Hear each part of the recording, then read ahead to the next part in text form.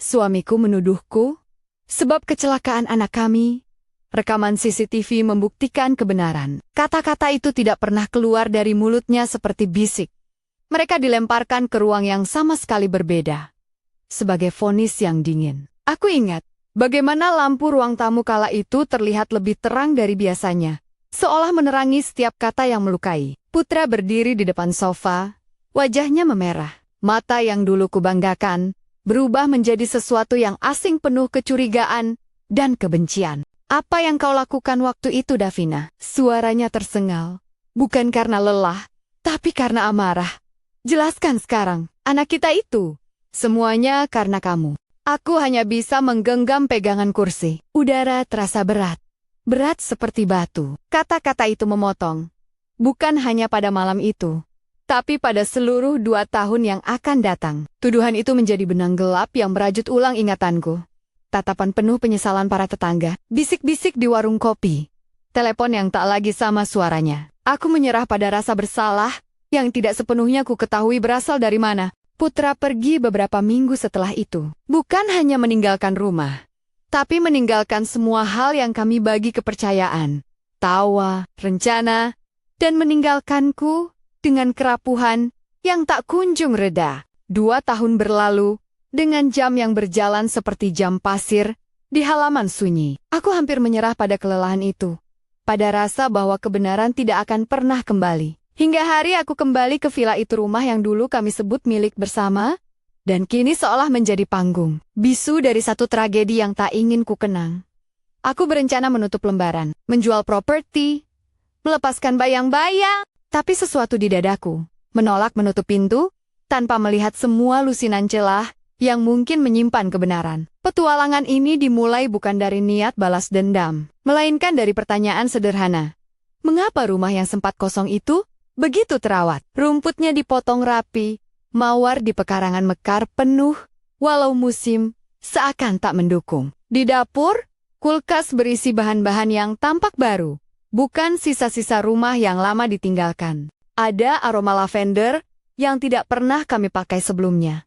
Dan di meja makan, ada cangkir kopi setengah minum yang masih beruap. Semua detail-detail kecil itu terasa seperti jejak yang sengaja ditinggalkan untuk orang tertentu untuk ditunjukkan. Aku berjalan pelan, menyentuh pinggiran tirai, menatap jendela yang menghadap ke taman. Angin menyapu, membawa suara burung yang seharusnya menenangkan. Namun, di bawah kulit ketenangan itu, ada nada yang tidak pada tempatnya. Sebuah kipet kecil tersembunyi di balok kayu dekat lemari buku. Sebuah kunci yang sempat kukira hanya hiasan. Jantungku berdetak lebih cepat. Bukan karena takut pada kegelapan, tetapi karena rasa ingin tahu yang lama tertahan. Kunci itu membuka sebuah pintu kecil di balik rak buku. Ketika aku mendorongnya, sebuah ruangan sempit terbuka dipenuhi layar, kabel, dan beberapa perangkat yang terlihat seperti pusat pengendali rumah. Di dinding, deretan monitor menyala dengan cahaya redup. Ada label pada salah satu panel, CCTV Villa, Archive, debu halus, menutupi sebagian peralatan, seolah semuanya telah lama dibiarkan. Namun layar-layar itu masih menunggu untuk disentuh. Tanganku gemetar ketika aku menyentuh tombol. Layar utama berkedip. Kemudian, menampilkan daftar tanggal beberapa di antaranya, berlabel 2 tahun lalu. Hari-hari yang masih terasa panas di ingatanku. Rekaman itu semua jauh lebih nyata daripada ingatan aku sendiri. Aku menelan ludah dan memilih tanggal yang paling dekat dengan hari kehancuran rumah tangga kami. Waktu di layar muncul, jam 8:12 14 Mei, 2 tahun lalu. Kredit waktu menempel di pojok. Timestamp yang kejam dan tak berdalih. Aku menekan play. Layar memutar koridor masuk. Kamera itu berada pada posisi sudut, menangkap hampir seluruh long koridor menuju taman. Pintu garasi terlihat sedikit terbuka di latar. Dalam rekaman, lampu menyala satu persatu, seperti lampu lalu lintas yang tak terduga. Aku melihat sosok yang kukenal. Rico, sepupuku sendiri. Ia berjalan santai, tangan dalam saku, seolah tak ada beban di pundaknya. Bersamanya, seorang wanita ditemasuk dengan tenang, membawa sebuah tas kecil yang terselubung kain. Mereka tertawa pelan. Suara yang pada rekaman teredam, tapi gerak bibir mereka jelas. Aku memperbesar gambar zoom digital pada tangan Dita yang menutup tas dengan gerakan cepat. Hampir tak terlihat. Rekaman berikutnya berganti. Timestamp bergeser. 10:37. Kamera di ruang kerja menyorot meja yang sama, di mana Putra pernah menaruh laptopnya. Ada 2 cangkir kopi, 2 kursi. Suasana seperti pertemuan santai. Dita dan Riko duduk berhadapan. Aku mendengar sedikit potongan suara yang terangkat di antara desah udara. Kita harus pastikan dia tidak curiga, kata salah satu. Suaranya samar, namun bermuatan rencana. Suratnya akan memudahkan. Obatnya akan terlihat seperti case. Rekaman itu membuat tubuhku mendadak dingin. Kata kecelakaan meluncur ke telinga, seperti kapak yang menebas. Rekaman tak menunjukkan secara eksplisit apa yang terjadi pada anak kami. Aku tidak pernah mencari gambar itu di antara piksel. Dan rekaman memang tidak menampilkannya, tetapi ada klip lain yang lebih kecil. Pada jam yang tak lama setelah percakapan itu, anakku, dalam potongan footage sebelum kecelakaan, terlihat menaruh mainannya di ambang pintu. Kamera di taman menangkap sepatu kecil yang diletakkan rapi di dekat kursi. Itu adalah simbol yang cukup. Aku tidak perlu melihat hal yang mengerikan untuk merasakan kehadirannya, hanya jejak-jejak. Yang tersisa, rekaman itu, kata aku pada diri sendiri, bukan sebagai pengakuan, tapi sebagai penekanan. Rekaman itu bicara lebih keras daripada apapun yang pernah diucapkan Putra padaku. Malam itu ketika ia menuduh, rekaman itu tak pernah berbohong. Ada potongan lain yang membuat rahangku menegang. Sebuah close-up pada tas yang ditinggalkan Dita di meja. Kamera menyorotnya zoom perlahan, memperlihatkan pola kain yang ada di sudut sebuah liontin kecil, berwarna perak yang menggantung dari resleting. Aku pernah melihat liontin itu sebelumnya di leher Tony, asisten kecil yang sering bekerja di apotek dekat pasar. Kenangan itu melompat tidak diundang. Tony yang pernah membantu kami setelah malam-malam panjang. Seorang pria yang canggung namun ramah, tangan selalu sedikit bergetar saat menyerahkan obat. Aku tahu harus melakukan sesuatu. Rekaman itu harus diperiksa, diverifikasi, dicocokkan. Sebelum aku sempat bernapas lagi, sebuah notifikasi muncul di sudut layar. Akses log, pharmacy, itu semacam metadatanya. Sebuah tautan kecil yang membuka tab baru berisi daftar pembelian dan catatan pengiriman. Aku menekannya tanpa berpikir panjang. Nama Dita R. muncul di kolom pembeli beberapa kali. Tanggal yang aneh berbaris di sampingnya, termasuk tanggal dekat hari kecelakaan. Di sebilannya ada kolom tanda tangan, cap yang samar, terlihat seperti ditulis dengan tergesa. Fontnya tampak bukan sekadar tulisan tangan, tetapi ada kecenderungan yang aneh, seperti ada kesamaan pola di antara beberapa nota. Aku menyalakan rekaman ulang, slow motion pada menit-menit, ketika Dita dan Riko masuk ke gudang kecil yang ada di belakang villa. Di detik-detik itu, tangan mereka bergerak halus, membuka kotak-kotak dengan ekspresi, seolah sedang memilih barang sehari-hari. Namun kamera berhasil menangkap sebuah momen. Dita menempelkan selembar kertas pada map berlabel surat kuasa. Aku memperbesar itu huruf-huruf tulisan tangan yang tampak dibuat dengan cepat. Di sisi lain, potongan footage lain menunjukkan seorang kurir kecil mengambil amplop yang sama dari kotak pos. Semua pergerakan itu tampak diatur, seperti sandiwara yang telah mereka mainkan. Aku menutup laptop sejenak dan melipat tangan. Nafasku memburu. Pikiranku bekerja cepat. Ini lebih dari sekadar pengkhianatan biasa. Ini terencana. Tulisan tangan. Pertemuan rahasia. Tas yang berisi sesuatu yang tidak tampak di permukaan. Semua itu menunjukkan pola. Aku merasa dingin. Tapi ada sesuatu yang menghangat di perutku. Bukan dendam yang membara, melainkan suatu kebulatan tekad untuk menemukan setiap benang yang terjalin dalam sarang kebohongan itu. Satu hal yang jelas, aku tidak bisa melakukannya sendiri. Aku butuh saksi. Seseorang yang melihat lebih jauh dari apa yang kusediakan.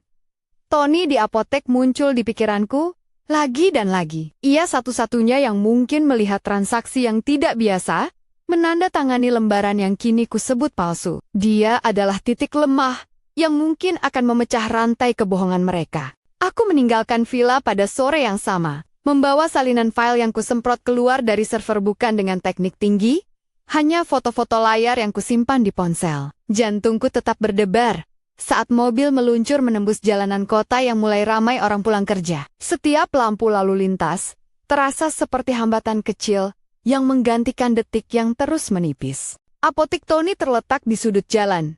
Toko sederhana dengan etalase kaca yang tampak akrab. Ketika aku masuk, aroma antiseptik dan guli-gula murah menyambutku. Tony ada di balik etalase. Matanya yang kecil langsung menoleh. Ia mengenaliku. Wajahnya seperti membuka pintu ke masa lalu yang tidak sepenuhnya kehilangan kebaikan.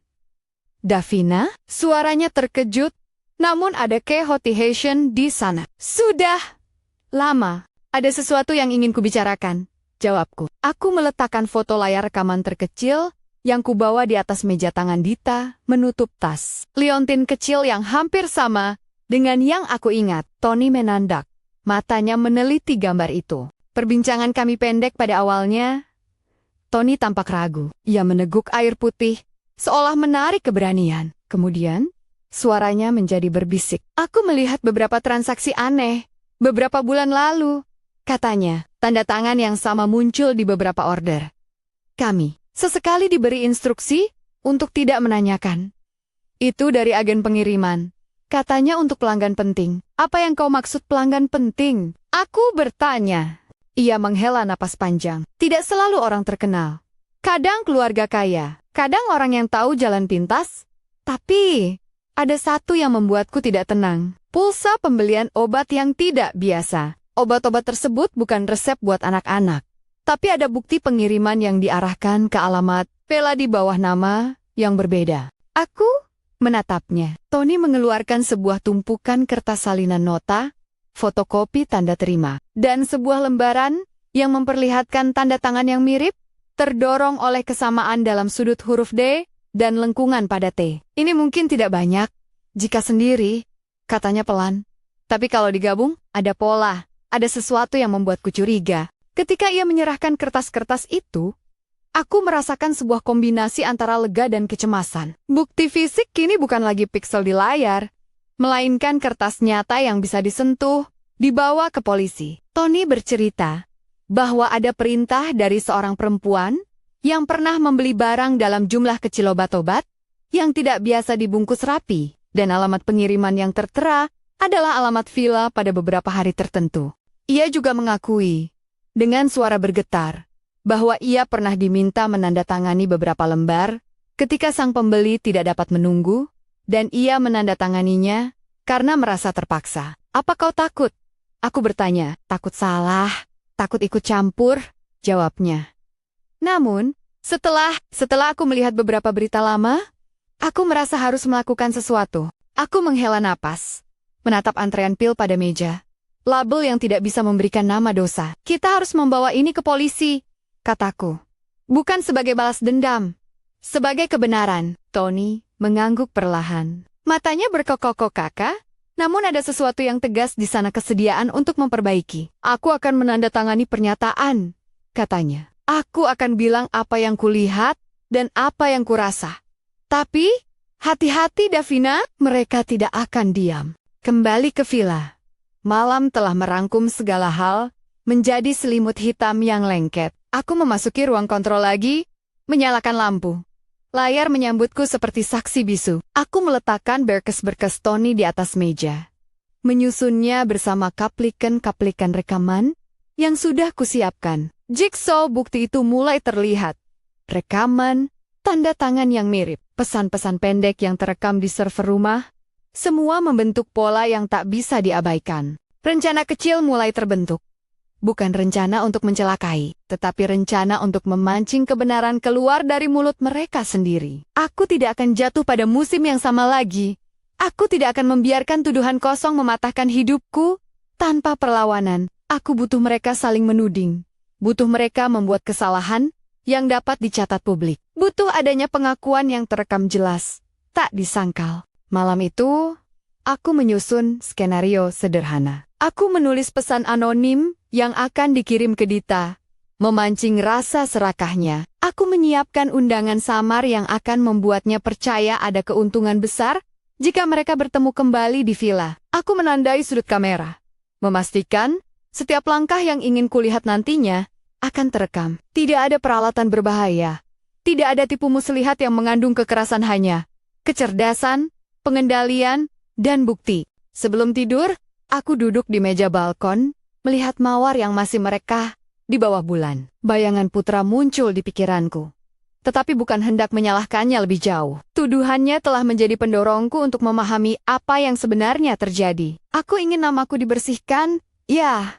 Tetapi lebih dari itu, aku ingin kebenaran keluar, sehingga tidak ada keluarga lain yang hancur oleh fitnah yang sama. Aku merapikan ponsel, memeriksa kamera yang sudah kusiapkan, dan menempatkan beberapa hal di posisi yang kulihat di rekaman tas kosong di kursi tamu. Liontin kecil yang kugantung di ujung meja, agar terlihat ketika kamera menzoom. Semua tampak seperti adegan biasa, namun setiap benda menjadi saksi yang mungkin akan berbicara. Dalam kegelapan, aku mengulang dalam hati. Rekaman itu yang akan mengubah semuanya. Ketika jam melewati tengah malam, ada pesan yang masuk ke ponselku. Nomor tak dikenal. Sebuah foto tangkapan layar saat seseorang membuka brankas kecil di villa. Di foto itu, ada catatan tertulis, "Kita harus cepat. Setiap menit berharga." Tidak ada nama pengirim. Ada nada ancaman yang samar, seolah seseorang mengetes batas kesabaran. Jantungku mendesing. Ini tanda bahwa rencana kecilku sudah menggeliat, menimbulkan respon. Mereka merasakan bahwa sesuatu berayun di udara. Aku memutuskan segera memanggil AKP Danu. Bukan untuk menyerahkan segala bukti sekarang, tapi untuk memberitahu bahwa ada kemungkinan eskalasi. Keberadaan polisi di pinggiran cerita akan memastikan proses yang benar. Penyelidikan formal nanti harus ada. Aku tidak mau membiarkan pembalasan menjadi ajang pribadi tanpa kendali. Aku akan menyerahkan apa yang kudapati pada lembaga yang berwenang saat waktunya tiba. Danu datang keesokan paginya dengan 2 penyidik lainnya. Mereka bukan seperti yang kutonton di drama, mereka lebih tenang. Penuh catatan, menanyakan hal-hal yang pada awalnya tampak sepele, namun esensial. Kapan aku pertama kali melihat rekaman? Siapa saja yang memiliki akses ke villa? Apakah ada satpam? Siapa pemasok obat yang biasa datang? Aku memberi mereka salinan yang kususun, foto-foto dari server, berkas Tony, dan kronologi singkat yang kususun. Mereka mendengarkan tanpa menghakimi, namun matanya menyimpan perangkat profesional yang membuat dadaku terasa lebih ringan. Ada kenyataan yang tak bisa diabaikan. Bukti digital itu jelas, dan polisi menyadari betapa berharganya timestamp, metadata, dan kesaksian saksi, seperti Tony. Sementara Danu menyiapkan langkah awal, aku kembali ke ruang kontrol. Di layar, aku memutar ulang beberapa klip. Percakapan yang tergambar samar antara Dita dan Rico, gerak tangan yang mengatur, dan close-up pada surat kuasa yang kini kusebut palsu. Di beberapa detik, ada suara terekam yang menyebut kata hapus jejak. Suara itu membuatku merinding. Semua itu bukan hanya hantu masa lalu. Ini jejak hidup yang masih bergerak. Aku menaruh sebuah mikrofon kecil dekat panel utama. Tidak untuk menyadap pembicaraan ilegal, tetapi agar sistem rekaman villa bisa merekam secara langsung apabila percakapan terjadi lagi. Ada batas antara tindakan cerdik untuk mengumpulkan bukti dan tindakan melanggar hukum. Aku terus menjaga agar tetap di jalan yang benar. Danu mengingatkanku itu dengan tegas. Dan aku sepakat, keadilan harus ditegakkan melalui jalur yang sah. Malam berikutnya, aku mengirim pesan anonim yang kupetik dengan hati-hati. Nada pesannya menggoda, namun sederhana. Ada kesempatan terakhir untuk menyelesaikan semuanya tanpa ribut. Datanglah ke villa jam 8 malam. Kita bicara baik-baik. Aku tahu permainan psikologi seperti ini bisa berbahaya jika salah langkah. Tetapi tujuanku jelas. Membuat mereka datang ke tempat di mana setiap gerak-gerik mereka akan tersorot, terekam, dan bila perlu disaksikan oleh publik. Aku mengatur agar sistem streaming rumah segera standby. Tidak menyiarkan apa-apa sampai kutekan tombol yang benar pada waktunya. Beberapa jam sebelum pertemuan yang kucari, aku duduk di depan monitor, menunggu. Layar-layar itu memberi kesan bahwa aku memiliki belenggu kecil di atas nasib mereka. Bukti yang kurangkai bisa membawa mereka pada kebenaran. Reaksi dalam diriku campur aduk. Ada segenggam kepuasan menunggu kebenaran dibuka, namun ada pula ketakutan yang berbisik bahwa segala sesuatu bisa berbalik. Aku menarik napas dalam, Mengingat alasan utamaku, bukan untuk membalas rasa sakit, tetapi untuk membebaskan hidup dari kebohongan yang menjerat. Di luar, hujan mulai turun tipis, menaburi taman, membuat mawar-mawar yang kukenal basah dan harum. Di dalam, monitor menyala, menunggu. Aku memeriksa lagi berkas Tony, memastikan tanda tangannya dan catatan tanggal tersusun rapi dalam folder yang akan kuberikan pada penyidik jika pengakuan mereka muncul. Light on the control panel, seperti mata-mata yang tak berkedip. Tanganku siap di mouse. Hati siap menyaksikan. Rekaman itu telah memulai percakapan lama yang kini datang ke titik temu. Aku tahu, saat mereka datang, cerita ini akan beralih ke babak yang lebih keras. Aku juga tahu satu hal lagi. Ketika kebenaran terungkap, tak semua yang hancur akan kembali seperti semula. Namun, ada kesempatan untuk menutup luka dengan nama yang benar dan itu sudah cukup untuk membuatku bertahan. Aku masih duduk di depan deretan monitor ketika jejak lampu dari jalan masuk villa menandai kedatangan mereka. Jantungku menekan pelana ketegangan yang sudah kutenun berhari-hari sekarang menjadi tali yang tertarik. Di layar, sebuah mobil berhenti. Lampu remnya berkedip. Sosok-sosok turun. Langkah mereka terekam dalam potongan grainy yang tak bisa dipungkiri. Rico berjalan lebih dulu. Tubuhnya memancarkan percaya diri yang dibuat-buat. Dita di belakangnya, ragu namun tetap maju. Mereka membawa wajah-wajah orang yang percaya rahasia bisa dirahasiakan selamanya. Di ruangan kontrol, aku mematikan beberapa lampu dan membiarkan cahaya monitor menari di wajahku. Semua sudut yang kubutakan sebelumnya kini menjadi panggung. Kursi tamu yang kuatur, liontin kecil di meja yang akan terlihat oleh kamera saat zoom, dan sebuah brankas kecil yang kubiarkan terbuka siliola berisi sesuatu yang berharga. Di sampingku, ponsel bergetar pesan singkat, anonimus yang kubuat beberapa jam lalu sudah terkirim. Aku tahu pesan itu membuat mereka datang. Aku tahu juga bahwa sekali mereka membuka mulut, suara mereka akan terekam. Dan sekali terekam, suara itu tak mudah dihapus. Pintu villa berderit ketika mereka masuk. Kamera koridor menangkap setiap langkah, setiap percikan bisik. Aku memantau layar dengan napas pelan. Setiap gerak mereka menimbulkan tanda waktu. Di pojok monitor tim STEM yang tak pernah berdusta. Rico menyapu pandang ke sekeliling dengan senyum sinis. Dita menandok. Tangannya menyentuh tas kecil yang selalu dibawa. Mereka tidak menyangka bahwa setiap gerak akan menjadi saksi. Kenapa kita harus datang ke sini? Suara Dita terdengar ketika mereka semakin dekat dengan ruang tamu yang kuatur sebagai jebakan. Aku dengar gemeretak rambutnya. Nada suaranya bergetar. Rico menepuk punggungnya. Suara nyaringnya menutup ruang. Tenang saja. Cuma pertemuan kecil. Kita baikarakan impor itu selesai. Kata impor itu terdengar seperti sandi. Tetapi mataku melihatnya sebagai bukti kebiasaan mereka menggunakan istilah yang menutupi makna sebenarnya. Mereka duduk di kursi yang kutata, kamera fokus pada wajah mereka. Aku memutar slow motion sekilas, ketika Dita meletakkan tasnya lambang gestur kecil, yang kemudian tampak sangat berat. Di ruang kontrol, aku mengambil mic yang sudah kusiapkan dekat panel. Namun aku tidak menyalakan apapun yang menyalahi aturan. Sistem villa sudah merekam, dan server otomatis menyimpan stream ke awan. Itu adalah jaminan bahwa apapun yang keluar dari mulut mereka akan tersimpan di tempat yang tak terjangkau oleh tangan mereka. Aku membuka rekaman lama beberapa kali di layar lain, potenggon hari tua, yang menghubungkan pola. Aku menempatkan beberapa gambar yang menyingkap.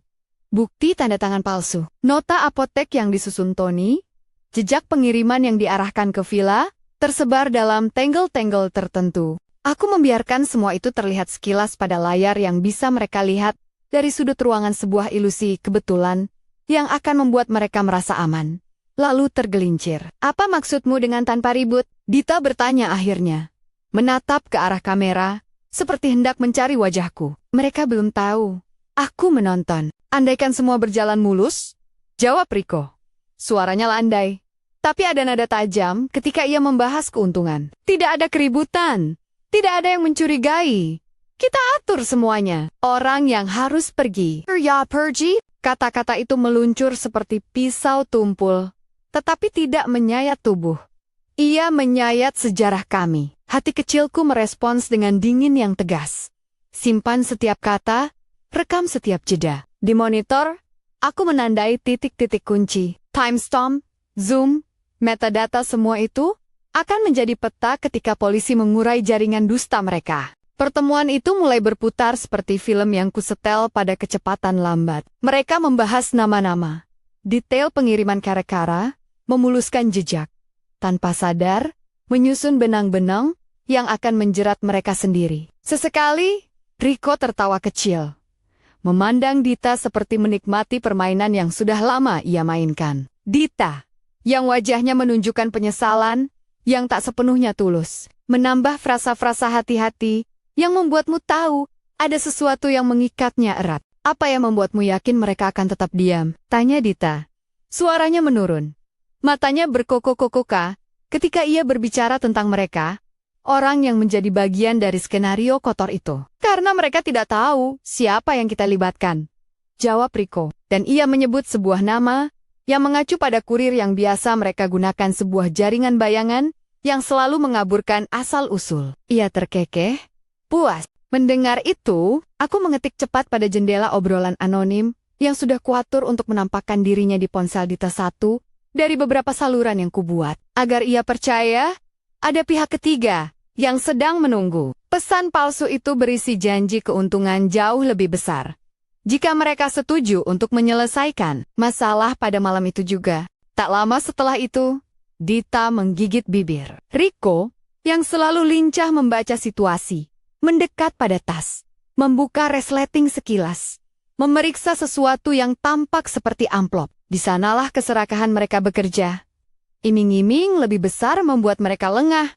Baiklah, kata Rico sambil mengambil amplop. Kita lakukan sesuai rencana. Pada momen itu, aku menekan sebuah tombol kecil pada panel. Lampu di ruang tamu meredup, lalu menyala seperti pertunjukan. Musik yang lembut, sebuah reel tape dengan melodi tua yang pernah diputar di pesta keluarga kami, mengalun melalui speaker. Musik itu bukan instrumen untuk memprovokasi kekerasan. Itu pengingat, pengantar nostalgia yang mengacaukan emosi. Dita terdiam. Matanya menutup sejenak. Aku melihat di layar bagaimana ia merasakan gelombang guilt. Kenapa kau mainkan itu? Bisik Dita. Aku hanya ingin suasana seperti dulu, jawab Rico, tetapi nadanya mengandung ejekan. Kala itu, aku mengalihkan layar ke tampilan yang lebih besar siaran live. Dengan satu tombol lagi, aku mengarahkan stream ke platform publik. Tidak untuk mengekspos sembarang, tetapi untuk memastikan bukti berada di ruang publik ketika mereka mulai berucap. Ada pertimbangan moral yang bergemuruh. Aku berkomitmen pada jalur hukum. Namun aku sadar, publikasi bisa menjadi pelindung ketika musuh mencoba menyapu bukti. AKP Danu sudah kukabari. Ia menunggu bukti yang kukirim ke kantornya, memastikan langkah polisi akan datang tepat ketika pengakuan itu terjadi. Rekaman itu, aku mengulang kata itu di hati, berulang kali sebagai mantra. Rekaman itu yang menegaskan, bukan spekulasi kata-kata mereka terekam, gerakan mereka terekam. Dan aku, yang selama ini dituduh, kini memegang daya untuk memungkinkan kebenaran muncul dengan sendirinya. Saat percakapan bergeser ke hal-hal yang lebih spesifik, rekayasa surat kuasa, pengaturan pengiriman, cara mereka memanfaatkan posisi kepercayaan orang sekitar, suasana berubah. Dita mulai terisak. Suaranya pecah ketika ia menyinggung hari-hari sebelum kecelakaan yang menimpa anak kami. Ia tidak merinci peristiwa itu, tak ada gambar, tak ada deskripsi menyakitkan, tetapi kata-katanya mengandung pengakuan terselubung. Kami hanya ingin membuatnya terlihat seperti kecelakaan. Suara Dita melepas lapisan tipis pengakuan. Bukan untuk anaknya, bukan. Seperti yang orang pikir. Rico membentaknya, menutup mulutnya. Jangan banyak bicara, kita harus keluar dari sini. Tetapi kata-kata itu sudah lepas. Dan di layar, aku menandai setiap fragmen. AKP Danu tersenyum tipis di ruangan terpisah, ya, mendengarkan feed yang kubagikan. Sinyal GPS menunjukkan bahwa timnya bergerak. Aku tahu, mereka akan tiba tepat ketika diperlukan. Kelenang malam menipis ketika perdebatan mereka berubah menjadi corong amarah. Rico menunjuk pada bakti-bakti kecil di meja nota, amplop, liontin, dan mendesak Dita untuk membereskan semua ini. Dalam gelombang kegamangan, Dita melakukan hal yang membuat ruangan itu menahan napas.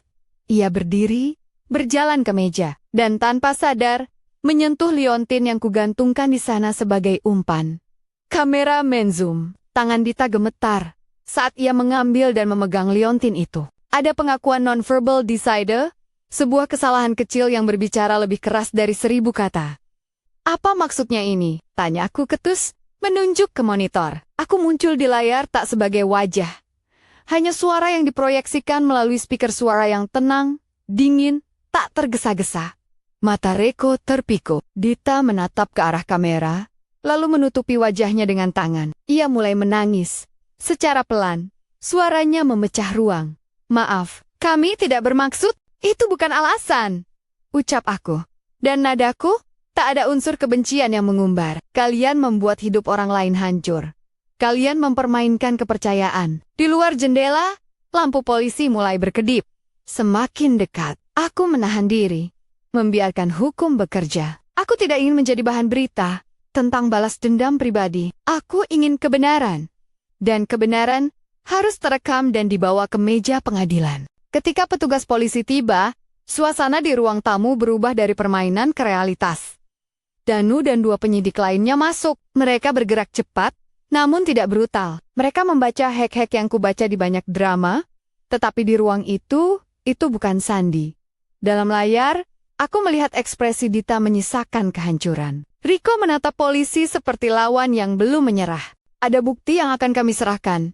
AKP Danu berkata datar, lalu menatapku sejenak. Terdapat respek dan perbedaan antara profesionalisme dan simpati. Ibu Davina, kami akan proses semua bukti ini secara formal. Tim penyidik menyisir ruangan dengan hati-hati, merekam, mengamankan dokumen, menutup brankas, memfoto setiap sudut. Mereka membawa Riko dan Dita keluar dengan borgol. Namun langkahnya tidak dipenuhi pertumpahan emosi berlebihan. Ini adalah eksekusi tugas, bukan tarian kengerian.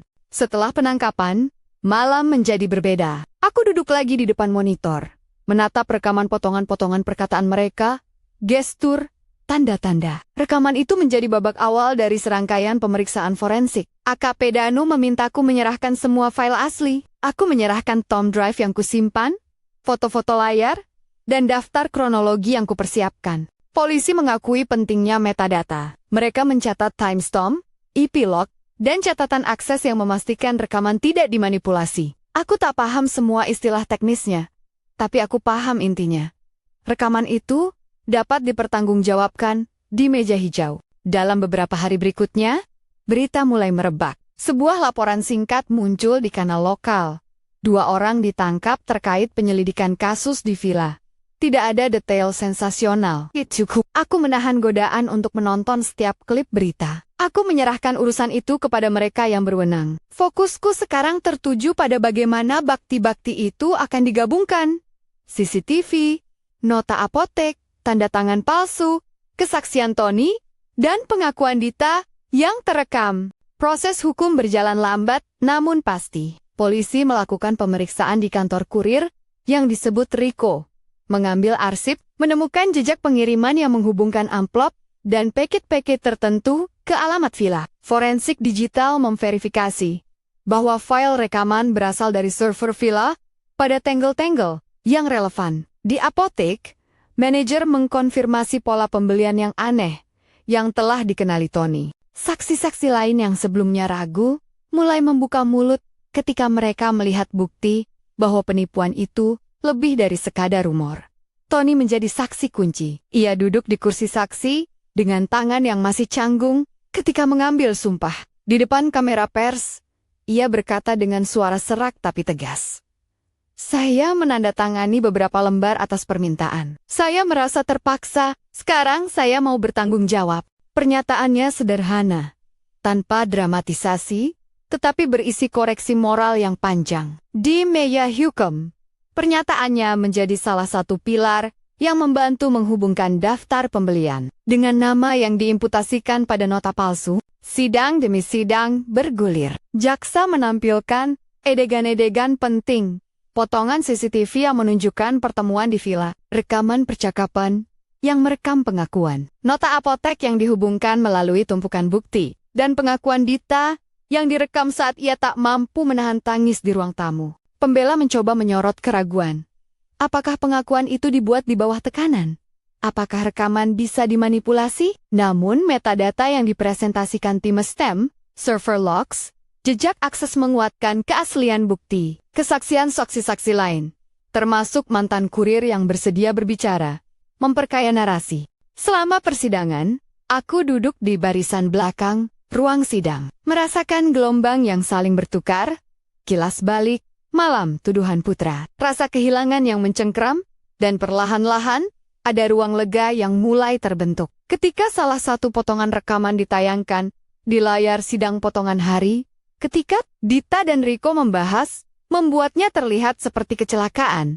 Suasana sidang hening. Kata-kata itu tidak menyajikan detail tragis yang menyakitkan. Mereka menyampaikan niat, skenario yang disusun. Di antara penonton, bisik-bisik berhamburan. Beberapa menutup mulut, yang lain menitikkan air mata. Aku menatap lantai, merasakan bahwa semua rasa sakit yang dulu menyudutkan namaku, kini berubah menjadi kekuatan. Jaksa menuntut dengan argumentasi yang rapi. Ada unsur persekongkolan, pemalsuan dokumen, pengadaan barang yang tidak sesuai, dan akibatnya kerusakan yang tak terukur pada keluarga. Mereka menekankan bahwa tindakan mereka tidak hanya berpotensi menimbulkan bahaya. Dalam kasus Putra, ada bukti yang menunjukkan keterlibatan mereka dalam peristiwa yang menyebabkan hilangnya nyawa. Kata-kata terlibat dan mempercepat dipilih dengan hati-hati oleh jaksa bahwa mereka bertanggung jawab atas konsekuensi yang terjadi. Pembela mengupayakan pemahaman yang lain. Kesalahan penyusunan bukti, kepalsuan pengakuan yang diambil di bawah situasi yang menekan. Bahwa tidak ada bukti medis yang menyebut adanya tindakan kriminal yang disengaja. Mereka menekankan risiko over-reliance pada bukti digital. Namun, tim forensik negara dengan tegas memperlihatkan rangkaian bukti yang saling menguatkan rekaman, logs, nota apotek, cek kurir sebuah anyaman yang tak mudah dipotong dengan klaim keraguan semata. Ketika putusan dibacakan, rasanya seperti bentangan napas panjang yang menunggu. Pengadilan memvonis Dita dan Riko bersalah atas persekongkolan untuk melakukan tindakan yang menyebabkan konsekuensi fatal, serta beberapa dakwaan pemalsuan dan penipuan. Hukuman disesuaikan dengan peran dan tingkat keterlibatan masing-masing. 1 denda besar, 1 penjara, yang lama keadilan, yang diukur oleh mata hukum, bukan oleh kemarahan pribadiku. Aku tidak merasakan euforia yang biasanya digambarkan film-film ketika balas dendam berhasil. Ada kelegaan. Tentu namaku dibersihkan di sisi hukum. Tuduhan yang dulu menempel pada diriku mulai retak. Namun ada juga kehampaan yang harus diakui. Kehilangan yang tak bisa diganti. Hubungan yang hancur, waktu yang tak kembali. Di saat yang sama, ada pembelajaran penting. Kebenaran butuh proses, dan proses itu membutuhkan bukti yang dihimpun dengan hati-hati. Rekaman itu telah menjadi saksi yang mengubah arah hidupku. Setelah pengadilan, perhatian mulai beralih pada pemulihan. Villa, yang pernah menjadi panggung tragedi, kini kuhendaki menjadi tempat perbaikan. Aku mengurus perizinan, bekerja dengan organisasi amal lokal, dan mengubah bagian dari bangunan itu menjadi ruang aman kecil untuk anak-anak yang membutuhkan. Ada alasan simbolis di baliknya. Dari tempat yang menyimpan luka, kubangun ruang yang memberi perlindungan. Mawar-mawar yang pernah kusaksikan, tetap kukedepankan mereka, menjadi tanda bahwa hidup bisa tumbuh kembali, meski akarnya pernah patah. Pembukaan rumah singgah itu sederhana, bukan acara besar. Tony hadir, wajahnya berseri namun dipenuhi penyesalan, sekaligus harapan. AKP Danu datang juga, berdiri di sampingku sebagai saksi bahwa hukum sudah menempuh jalurnya. Beberapa anak dari panti lokal datang, tertawa malu-malu ketika mereka melihat ruangan yang sekarang dipenuhi mainan dan rak buku. Ada seorang anak kecil yang membawa sebuah mobil mainan yang mirip dengan yang pernah kuingat di rekaman. Lama simpul nostalgia yang kini menjadi pemantik untuk harapan baru. Waktu itu, aku merasa seperti tidak punya nama lagi. Aku ucap dalam pidato kecil yang kutulis sendiri. Kabar, rumor, tuduhan bisa saja merobek hidup seseorang. Tapi hari ini, aku berdiri di sini bukan untuk membalas, melainkan untuk merawat, untuk anak-anak yang tidak bersalah, untuk keluarga yang hancur oleh kebohongan, dan untuk setiap orang yang percaya bahwa kebenaran suatu hari akan menang. Wajah-wajah menatapku dengan campuran empati dan rasa hormat. Aku tidak memaksakan maaf pada mereka yang telah membunuh kepercayaan itu. Maaf adalah pilihan personal, tetapi aku memutuskan bahwa hidupku tidak akan diracuni oleh kebencian. Aku ingin ada ruang bagi orang lain untuk menyembuhkan. Villa yang dulu menjadi saksi pengkhianatan, kupenuhi dengan pintu yang terbuka. Hari-hari berikutnya dipenuhi aktivitas yang menenangkan, sekaligus menuntut urusan administrasi, pertemuan dengan pekerja sosial, renovasi ruang bermain, hingga sesi terapi kecil untuk anak-anak yang pernah mengalami trauma. Aku bekerja dengan tenaga profesional. Aku belajar bagaimana mendengar tanpa menghakimi, bagaimana menghadirkan kehangatan tanpa memberikan janji-janji manis. Ada momen-momen ketika aku merasa lelah, kenangan lama menyeruak seperti bayang di pagi hari, tetapi melihat tawa anak-anak saat merangkak ke ruang baca, atau melihat Tony menolong menata rak obat baru, memberi arti yang dalam. Tony sering datang. Ia ikut mengecat, menata rak, dan sesekali menyiram mawar di taman. Ia menatapku dengan rasa tanggung jawab yang tulus. "Aku ingin menebus," katanya suatu sore ketika kami memotong daun kering. "Bukan untuk mengganti apa yang terjadi, tapi untuk melakukan sesuatu yang benar dari sini." "Aku tahu," jawabku. "Kerja kebaikan tak mengganti masa lalu, tapi mungkin ini bisa mencegah masa depan yang sama bagi orang lain." Hubungan antara kami tidak pernah kembali ke bentuk semula. Tak ada romansa yang dipaksakan, tak ada ilusi, hanya kerjasama manusiawi yang dibangun atas dasar kesalahan yang pernah terungkap dan upaya untuk memperbaiki. Waktu berlalu, media semakin jarang menyinggung kasus itu. Mereka menganggapnya selesai. Tetapi bagi kami yang terlibat, menyelesaikan masalah bukan berarti melupakan. Ada proses berkelanjutan. Mendukung anak-anak yang kini tinggal di villa, memastikan ada konseling, memastikan bahwa staf mendapatkan pelatihan yang tepat. Aku berpartisipasi aktif, bukan untuk membalas pada masa lalu, melainkan untuk merancang masa depan lain yang lebih aman. Pada suatu malam yang tenang, aku duduk di bangku taman, melihat mawar putih yang kukerjakan sendiri. Angin malam menghidupkan aroma bunga itu, dan aku membiarkan ingatan tentang putra lewat seperti kabut yang reda. Kita tak akan pernah punya semua jawaban. Ada ruang-ruang kosong yang tetap permanen. Namun ada juga kepastian. Namaku kini dikembalikan pada tempat yang layak. Nama itu tidak hanya berfungsi sebagai identitas hukum, tetapi juga sebagai tanda bahwa kebenaran bisa menuntun pada penyembuhan. Salah seorang anak kecil dari panti, namanya Lila, berlari ke arahku dengan sehelai surat di tangan. Ia memberikannya. Raut mukanya malu namun gembira. "Di Curtis Chu." Garis tulisan yang goyah mengucapkan terima kasih. "Terima kasih telah membuat rumah baru." Itu sederhana dan membuat dadaku hangat. Pesan kecil itu mengingatkanku bahwa yang paling berarti dari semua ini bukanlah vonis yang dijatuhkan, melainkan kehidupan yang dipulihkan. Di akhir hari, saat lampu-lampu di villa mulai dipadamkan, aku berdiri di depan monitor yang dulu jadi saksi. Aku memutar rekaman lama sekali lagi, bukan untuk menghidupkan dendam, tetapi untuk mengingat jalur yang telah kulalui. Layar menampilkan suatu tanggal dari 2 tahun lalu. Timestamp yang menandai momen ketika segala sesuatu mulai retak. Aku menutup laptop dan membelai mawar yang masih mekar. Ada satu frasa yang terus membentuk alur pikirku.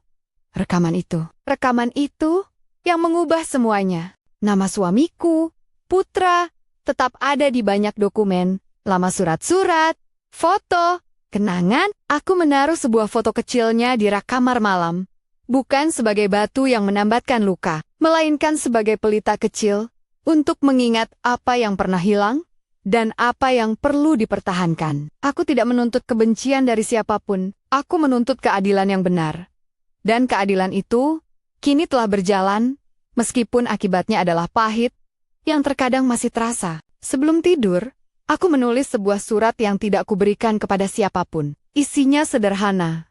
Pengakuan tentang rasa sakit, keinginan agar anak-anakku, mereka yang kini tinggal di villa, tumbuh di dunia yang lebih aman, dan permintaan agar Tuhan memberi kekuatan pada keluarga yang pernah hancur karena kebohongan. Aku melipat surat itu, menaruhnya pada laci meja, dan menutup pintu dengan perlahan. Di luar, malam merapikan segala sesuatu menjadi satu. Lampu hidup di beberapa jendela, suara tawa samar dari ruang bermain, bunyi air kecil dari taman yang baru kuatur. Di satu sisi, ada bayang yang tak akan pernah sempurna. Masa lalu tidak bisa diubah. Di sisi lain, ada bukti yang tak terbantahkan bahwa kebenaran bisa dipulihkan melalui fakta rekaman yang terekam. Saksi yang berani berkata benar, dan hukum yang menuntut pertanggungjawaban. Ketika aku menutup mata, ada satu kalimat yang terus mengalir di pikiranku, sebuah kalimat yang mengikat keseluruhan perjalanan ini. Suamiku menuduhku sebab kecelakaan anak kami. Rekaman CCTV membuktikan kebenaran. Dulu itu adalah vonis yang menghancurkan. Kini, kalimat itu menjadi alat untuk mengungkap dan menyembuhkan. Rekaman itu bukan satu setania kebenaran, tetapi ia adalah saksi yang tak memihak, yang membantu menuntun langkah-langkah kecil menuju keadilan. Di pagi hari, ketika matahari menyorot taman, aku melihat anak-anak berlarian. Bunga mawar berkedip-kedip, dan di kejauhan terdengar suara Tony yang menertawai sesuatu yang lucu. Semua itu sederhana, tetapi mengandung makna besar. Hidup yang ditata ulang dengan tujuan yang baru. Aku menghela napas panjang, merasakan bahwa meski luka lama akan selalu ada ruang untuk pemulihan, untuk memberi, dan untuk menjaga agar kebenaran tidak menjadi kata mati di bibir-bibir orang. Rekaman itu telah berbicara. Dan karena ia berbicara, ada nama yang dibersihkan. Ada wajah yang harus mempertanggungjawabkan perbuatannya. Dan ada rumah yang kini menjadi tempat bagi yang terluka untuk sembuh. Itu bukan akhir dari semua cerita, masih ada proses, masih ada hari-hari yang harus dilalui, tetapi itu adalah titik balik yang tak bisa dihapus. Aku menatap mawar yang menghadap matahari, lalu menutup pintu perlahan, membawa sebuah penegasan yang sudah lama kusediakan untuk diriku sendiri. Kebenaran akan menemukan jalannya, asalkan ada yang berani mendengar dan menyaksikan.